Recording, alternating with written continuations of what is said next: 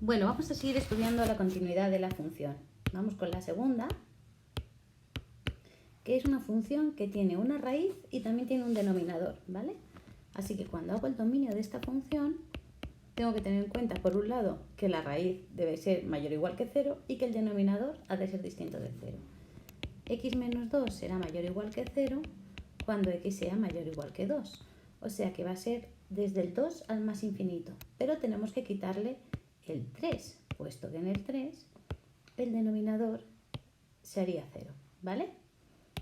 Así que cuando ponga el dominio va a ser desde el 2, desde el 2 hasta el 3 abierto, unión desde el 3 hasta el más infinito. Bueno, pues ¿cuáles son los puntos que son sospechosos de presentar una discontinuidad? Pues por un lado, el 2 va a tener una discontinuidad de intervalo, ya que a la izquierda no va a haber función. Y por otro lado, en el 3 también va a presentar una discontinuidad, puesto que en ese punto tampoco hay función. Vamos a ver qué tipo de discontinuidades son, ¿sí?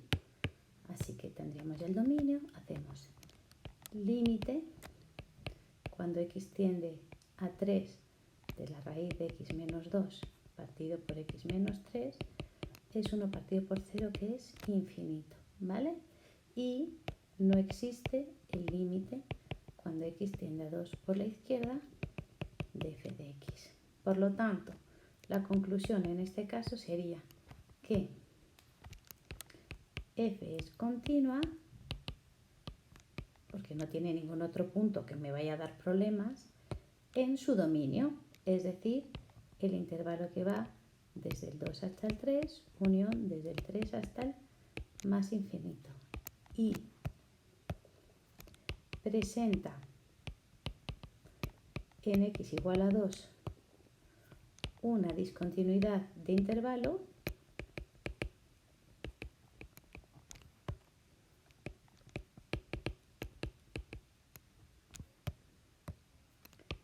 y en x igual a 3, como la función se hace infinita, simplemente digo una discontinuidad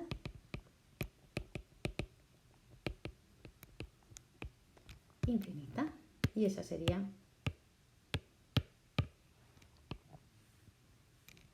la conclusión, ¿vale? El estudio completo de la continuidad. Bueno, vamos a ver esta función que está definida a trozos, ¿sí? Pero además de estar definida a trozos, también presenta una función con denominador, ¿vale? Así que lo primero que tengo que hacer para ver el dominio de una función definida a trozos es observar si está definida para todos los valores de la recta real. Y aquí sí lo está, porque está para todos los que sean menores que 0 o mayores o iguales que 0. No hay ningún punto donde se quede fuera del dominio de definición en un principio. Luego ya veremos qué pasa. Pero ¿qué ocurre? Que aquí en el 3 la función se va a disparar. Así que cuando hago el dominio de esta función, voy a decir que es toda la recta real menos el 3. Así que ¿en qué puntos tengo que estudiar aquí la continuidad?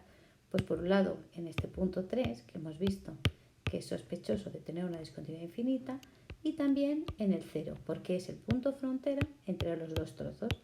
Y hay probabilidades de que la función en ese punto se rompa, ¿vale? Que no valga lo mismo arriba que abajo. O a lo mejor sí, tendremos que verlo. Vamos a empezar con el 0, ¿sí? Límite cuando x tiende a 0 por la izquierda de f de x es igual al límite cuando x tiende a 0 de x cuadrado más 2, que es 2. Límite cuando x tiende a 0 por la derecha de f de x es igual al límite cuando x tiende a 0 de x más 1 partido por x menos 3. Que esto es menos un tercio, que es lo mismo que la función en el 0, puesto que aquí tengo un menor igual, es decir, que estaría ahí definida. Por lo tanto, como no son iguales el límite por la izquierda y por la derecha, pero los dos existen y la función también, voy a tener una discontinuidad de salto. Por otro lado, límite cuando x tiende a 3 de la función es 1 partido por 0, infinito. Así que la conclusión que voy a tener aquí es que f es continua en toda la recta real menos en el 0 y en el 3, ¿vale? Tiene en x igual a 0 una discontinuidad de salto o de salto finito y en x igual a 3 una discontinuidad infinita. Y este sería el estudio completo, ¿vale? Ahí lo tenemos. Acordaos de hacer siempre una buena conclusión. Vamos a ver el último caso. Vamos a recordar cuál sería el dominio de esta función. Como tenemos un logaritmo neperiano, sabemos que el dominio va desde el 0 abierto hasta más infinito. Pero también tenemos que tener cuidado porque en el 2 la función estaría dividida entre 0. Así que el dominio de esta función va a ser desde el 0 hasta el 2, unión desde el 2 al más infinito. ¿Qué puntos son sospechosos de ser discontinuidad? Pues por supuesto el 0, que es donde empieza y además la función se hace infinita, y también el 2, ¿vale?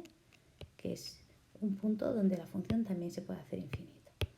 Así que tendríamos que hacer límite cuando x tiende a 2, cuando x tiende a 0 por la derecha de la función, ¿vale? Va a ser infinito entre menos 2, va a ser menos infinito entre menos 2, que va a ser más infinito. Por lo tanto, ya tengo que en el 0 hay una discontinuidad infinita. Y límite cuando x tiende a 2 de f de x es el neperiano de 2 partido por 0, que también es infinito. Así que esta función va a tener dos discontinuidades infinitas, lo que quiere decir dos asintas verticales, ¿vale? F, por tanto, es continua en el intervalo que va de 0 a 2, unión de 2 a más infinitos, y tiene en x igual a 0 y x igual a 2 discontinuidades infinitas. Y ya tendríamos hecho el estudio.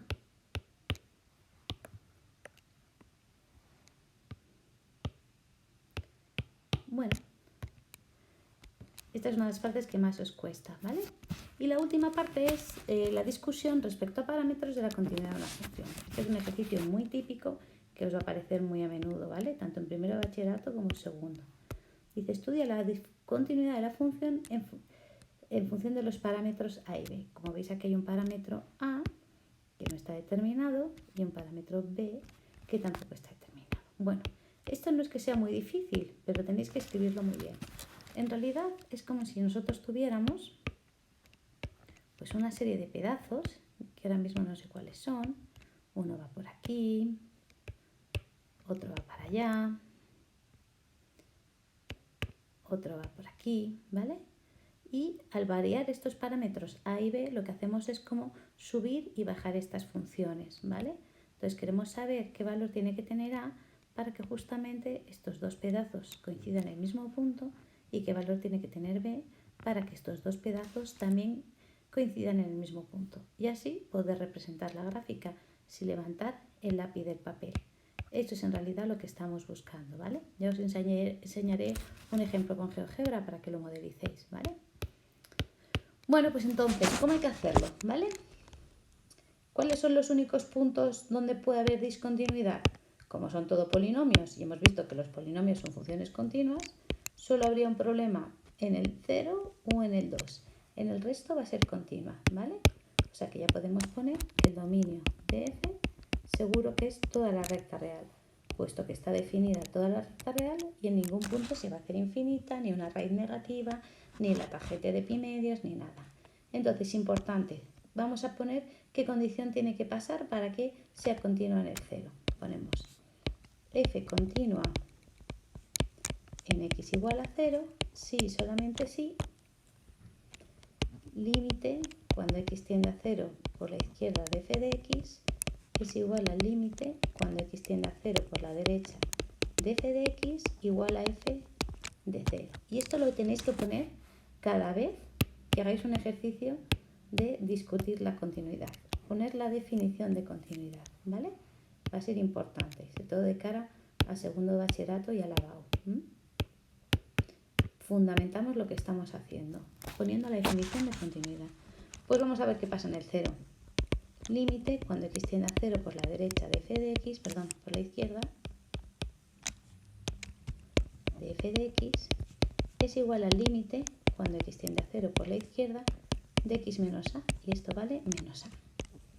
Límite cuando x tiende a 0 por la derecha de f de x, cojo ahora el otro trozo, va a ser el límite cuando x tiende a 0 por la derecha de x cuadrado más b.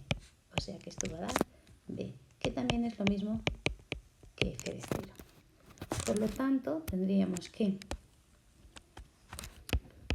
f continua en x igual a 0 si solamente si menos a es igual a b.